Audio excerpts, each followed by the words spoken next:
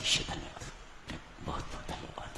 कोटि से प्रणाम है मेरी माता सज्जनों, आप सबके श्री चरणों में असंख्य बार मेरा प्रणाम स्वीकार करिएगा।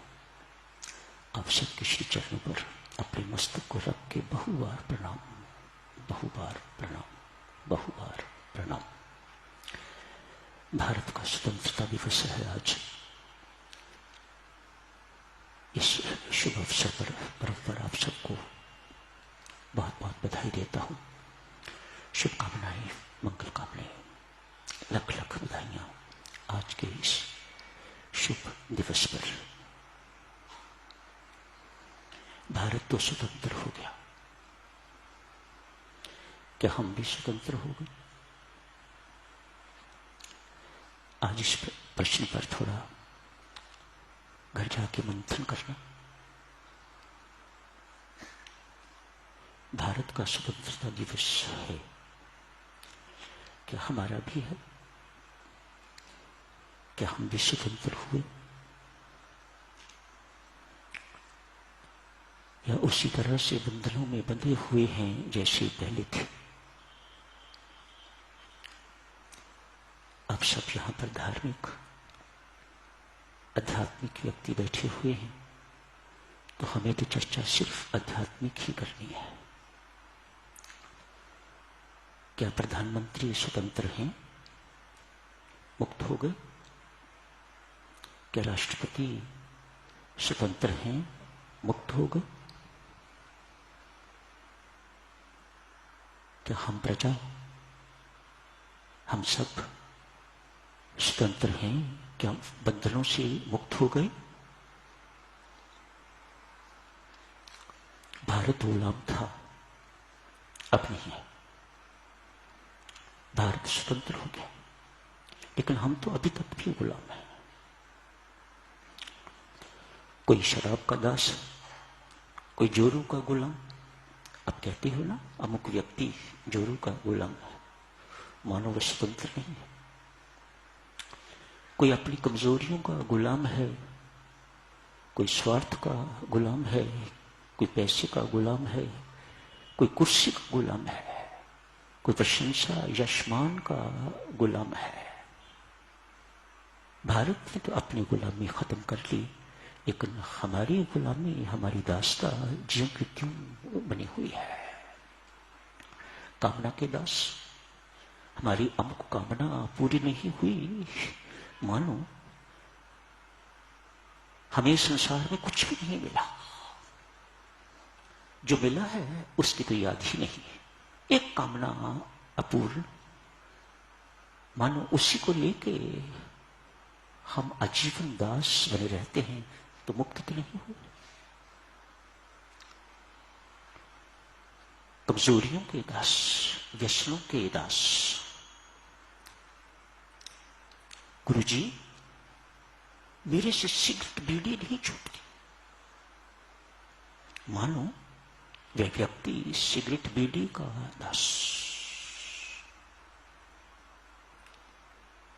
इस प्रकार से दिव्य सच ने हम स्वतंत्र नहीं हुए, हम अभी भी विभिन्न आसक्तियों में, बंधनों में बंधे हुए हैं। वास्तव में साक्ष्य में कभी जेल में जाना होता था तो उनको यही कहता था, मेरे बंधुओं, इस जेल से तो अवधि के अनुसार मुक्त हो जाओगे, बाहर निकलते ही संसार रूपी महान जेल में प्रवेश करोगे। मुक्ति तो तब मिलेगी जब भव बंधन टूटेंगे। मुक्ति तो तब मिलेगी जब भव बंधन टूटेंगे। ये संसार के बंधन जो जहां जहां हम बंधे हुए हैं, उन बंधनों से बेटा मुक्त होगे तो मुक्ति मिलेगी। ये कैसे टूटेंगे? मेरी माताओं सज्जनों, अध्यात्म यही सिखाता है, और अध्यात्म के अतिरिक्त और कोई विद्या ये सिखा नहीं सकती। अभी तो भारत स्वतंत्र तो हुआ, लेकिन अभी भी सीमा में तो बंधा हुआ है। जब ये सीमा को लांघ जाएगा तो वास्तव में भारत स्वतंत्र होगा। इसके अंदर क्षमता है, ये ऐसा कर सकता है, ऐसा करके संसार को दिखा सकता है। क्यों? Most of us are spiritual. संसार का कोई ऐसा देश नहीं है जो इतना आध्यात्मिक होगा, इतना धार्मिक होगा जितने आप। मानो आपके अंदर अध्यात्म का बल है जिससे आप संसार रूपी जंजीरें तोड़ के तो मुक्त हो सकते हो।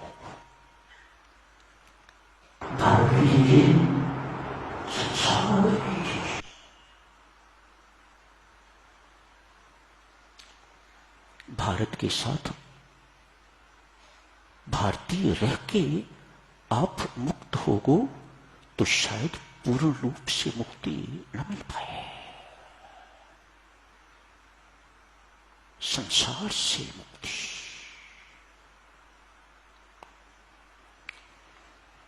विश्व प्रेम, यूनिवर्सल लव, सार्वभौमिक लव, अध्यात्म की शिक्षा,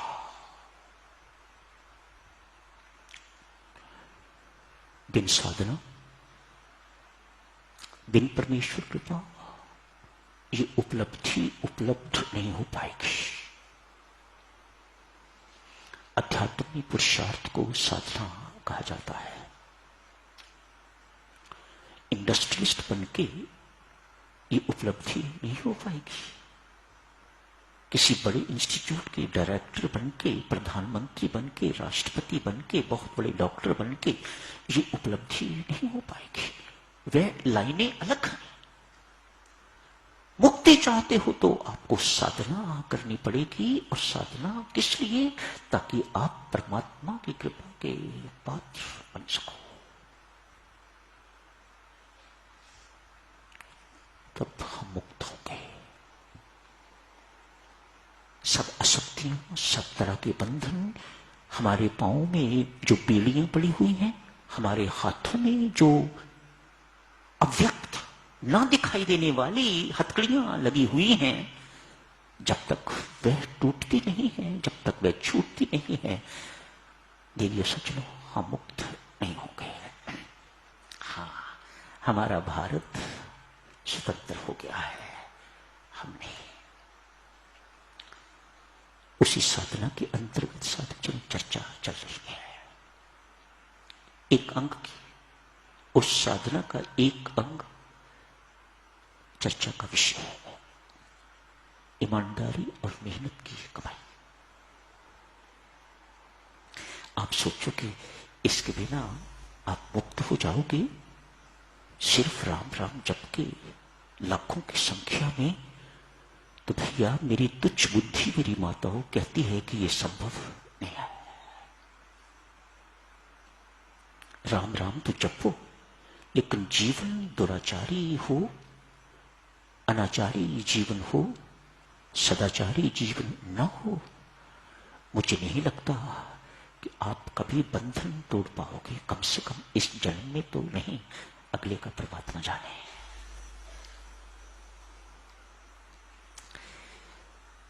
पिछले दृष्टांत में आप जी ने देखा हक की कमाई में कितनी बरकत हुआ करती है। मेहनत की कमाई, हक की कमाई, पवित्र कमाई, ईमानदारी की कमाई में दर्द महसूस होता है, खून पसीना जो बहा हुआ है, उस कमाई की कीमत महसूस होती है। जिंदगी में कितनी आपने मेहनत की है, तब जाके ये बने हो। पुत्र आपकी कमाई को उजाड़े तो आपको पीड़ा होगी कि नहीं होगी? मेरा नालायक पुत्र क्या जाने कि मैंने किस प्रकार से खून पसीना बहा के तो ये पैसा इकट्ठा किया है। मैं तो साथ नहीं ले जाऊंगा, उन्हीं के लिए छोड़ा है, लेकिन वह नालायक निकले। पिछले दृष्टांत में देवी सज्जनों, आपने सब कुछ देखा है। आज इस अंतिम बात के साथ इस प्रसंग को समाप्त करेंगे। एक राजा का पुत्र गुरुकुल में पढ़ने के लिए गया है। पिछले वक्तों में लोग विदेश कम भेजते थे, गुरुकुल में भेजते थे, ताकि सब प्रकार की विद्याएं वह बच्चा सीख सके। गुरुकुल अर्थात वहां पहली कक्षा में, दूसरी में भी जाना होता है, दूसरी से 10वीं तक भी पहुंचना होता है, लेकिन साथ ही साथ मॉरल साइंस भी पढ़ाई जाती है, परा विद्या भी पढ़ाई जाती है, असली विद्या भी पढ़ाई जाती है, जिसके बिना सारी की सारी विद्याएं अधूरी। वहां गया हुआ है, छोटी आयु से बड़ा हो गया है। वहां जाके गुरु घर की सेवा भी करनी पड़ती है। वहां जाके हवन के लिए, यज्ञ के लिए जंगल से लकड़ियां भी लानी पड़ती हैं। उसे ये बोध नहीं है कि मैं राजा का पुत्र हूं, इतना बड़ा हूं, इसलिए मुझे ये सब कुछ नहीं करना चाहिए ना, बहुत प्रेम से करता है। उसे बोध है गुरु महाराज की आज्ञा का पालन करना ये साधना है। इस वक्त इतना ही पता है, और इतना पता होना उसके लिए पर्याप्त है। गौशाला में गोबर साफ करना पड़ता है, गऊ को चारा डालना पड़ता है, दूध धोने का काम है तो दूध धोना पड़ता है, इत्यादि इत्यादि। बड़ा हो गया है, पढ़ाई खत्म हो गई है, घर लौट आया है। परमेश्वर की ऐसी करनी देखिएगा, घर लौटते ही उसे राज्य संभालना पड़ा। राजकुमार बन गया, युवराज बन गया, अपने पिता राजा का उत्तराधिकारी बन गया है। कहां वह जीवन, कहां ये जीवन। दास दासियां, सारी की सारी सेना, राज्य कोष, राज्य घराने का खाना इत्यादि इत्यादि सब इंतजार करते हैं कब इनके मुख से कुछ निकले और हम इनकी सेवा करें। एक सेवा करने वाला व्यक्ति इस वक्त बंदा, बंदियां, हर कोई सेवा करने के लिए तैयार खड़े हैं।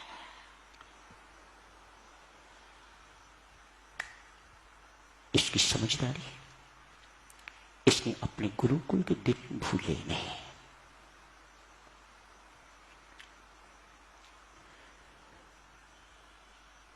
अतएव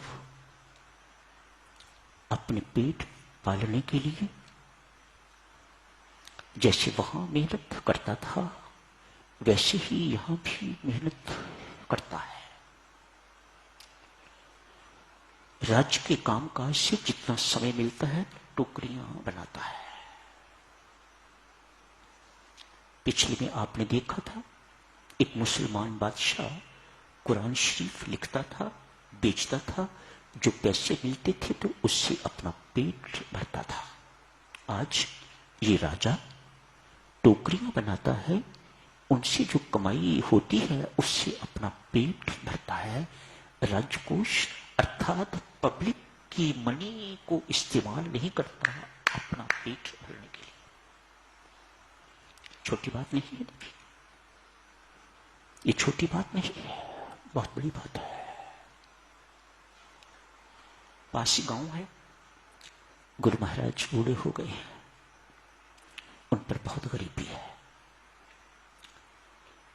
छोटा सा खेत है, खेती करके तो अपना पेट पालता है, पूरा परिवार का। पिछले 2 वर्ष से वर्षा नहीं हुई और कोई काम करने योग्य नहीं है बुजुर्ग, और कुछ काम करने के लिए है भी नहीं। मानो शायद गुरुकुल बंद हो गया हो, और फिर गुरुकुल से कमाई क्या है। आज के आश्रमों की तरह तो गुरुकुल नहीं हुआ करते थे। वे तो बेचारे उन्होंने तो गुर्बत के दिन ही देखे हैं, गुर्बत ही देखी है, गरीबी ही देखी है। सोचा मेरा एक शिष्य राजा बन गया है, अपने राजा शिष्य के पास चलता हूं, मेरी जरूर कुछ ना कुछ मदद करेगा। बुजुर्ग गुरु पैदल चल पड़े। जिस वक्त महल पे पहुंचे, राज दरबार के पास पहुंचे तो देखा राजा शिष्य टोकरियां बना रहा। बहुत प्रसन्न हुए। सूचना मिली, भागता भागता द्वार पर गया।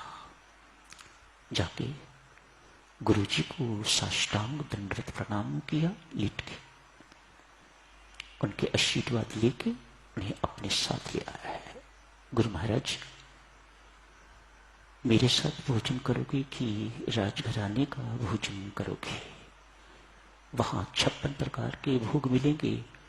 मेरे गरीब के पास दाल रोटी एवं साग, 3 चीजें कही, दाल रोटी एवं साग।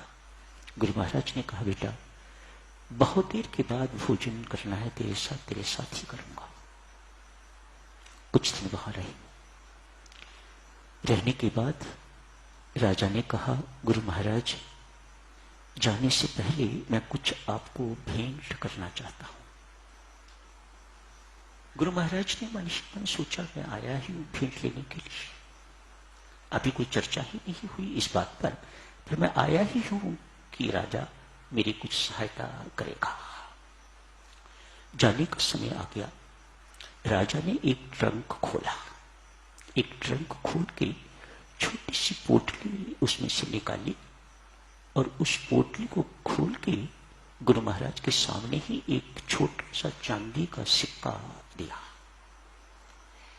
गुरु महाराज उस चांदी के सिक्के को पाके बहुत चकित भी हैं और मन ही मन सोचा, ये क्या दे रहा है मुझे, मेरा क्या बनेगा इससे? छोटा सा चांदी का सिक्का। गुरु गुरु ठहरे, सहर्ष स्वीकार करके तो चल पड़े हैं। परमेश्वर की करनी देखो। देवियों सज्जनों, ऋतु परिवर्तन हुआ है, बहुत वर्षा हुई। उस चांदी के सिक्के का बीज खरीदा, बीज बोया, खेत लहला रहे हैं।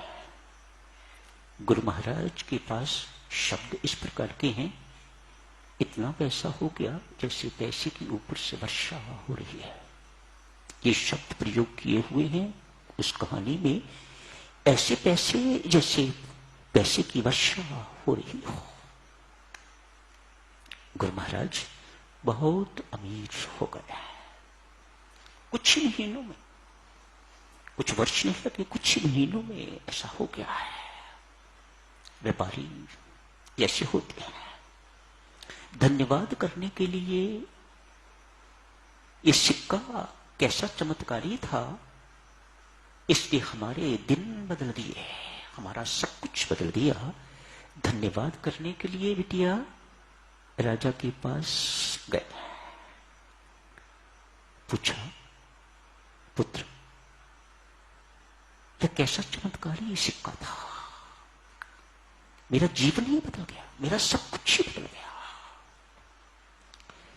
सेठ सोहनलाल को बुलाया है।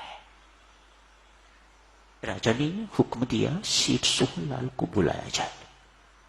आके बही खाता लेके आओ, अपना बही खाता लेके आओ सेठ सोहनलाल। गुरु महाराज के साथ ही बैठे। पिछले साल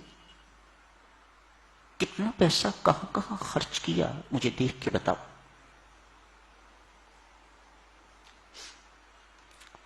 इतना पैसा इसको दिया, इतना पैसा यहां से आया, इतना इसको दिया, सारे साल का हिसाब किताब बता दिया।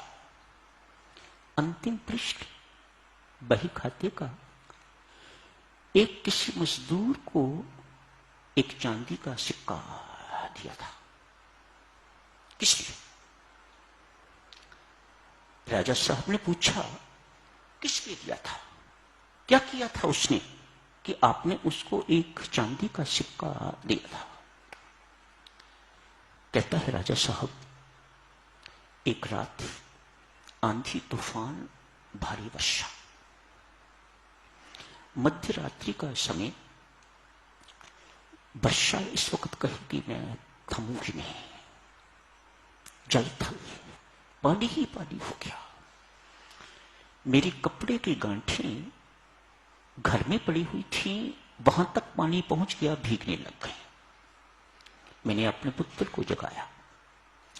दोनों ने सारी रात गांठें ढोते ढोते एक जगह से दूसरी जगह सुरक्षित जगह पहुंचाते पहुंचाते सुबह के 4 बज गए, थक गया। लेकिन अभी गांठें बाकी हैं। एक मजदूर बाहर घूमता हुआ दिखाई दिया, उसको बुलाया। शेष काम उस मजदूर ने किया। जितनी भी गांठें थी, हमें आराम की आवश्यकता थी, थके हुए थे। उस मजदूर ने जितनी भी बाकी गांठें थी सब उठा के अंदर रख दी। उतनी देर में मंदिर से आरती की घंटी बजनी शुरू हो गई। मजदूर चौंका और कहा, मैं अब जाता हूं। मेरी जेब में एक चांदी का सिक्का था। मैंने उसे देते हुए कहा, भाई इस वक्त मेरे पास इतने ही पैसे हैं, कल आके तो अपनी शेष मजदूरी ले जाना। राजा साहब, वह मजदूर आज तक नहीं आया, मैं उसका ऋणी हूं। राजा साहब ये सब कुछ सुन के तो गुरु महाराज को कहते हैं, गुरु महाराज वह मजदूर मैं ही था। उस सेठ को भी कहते हैं, वह मजदूर मैं ही था जिसने 4 बजे सुबह आपकी गांठें ढोई और आपने चांदी का सिक्का मुझे दिया। ये उसी खून पसीने की मेहनत की कमाई का सिक्का है। ईमानदारी की कमाई में कितनी बरकत है, मेहनत की कमाई में कितनी बरकत है। साथियों, इससे बेटर दृष्टांत मैंने पिछली बार अर्ज की थी। हाथ जोड़ के आप जी से विनती करता ही रहूंगा, जब तक आप मान ना जाओ ईमानदारी की कमाई, मेहनत की कमाई, खून पसीने की कमाई में बरकत है। इसी कमाई में भलाई है। ये कमाई नहीं है, ये साधना है। आप साधना को फ्रेगमेंट नहीं कर सकते। साधना शुड बी टोटल। तो यही समाप्त करने की इजाजत दीजिएगा। हार्दिक धन्यवाद आप सबका। इसी के साथ ही ये प्रसंग भी आज समाप्त होता है।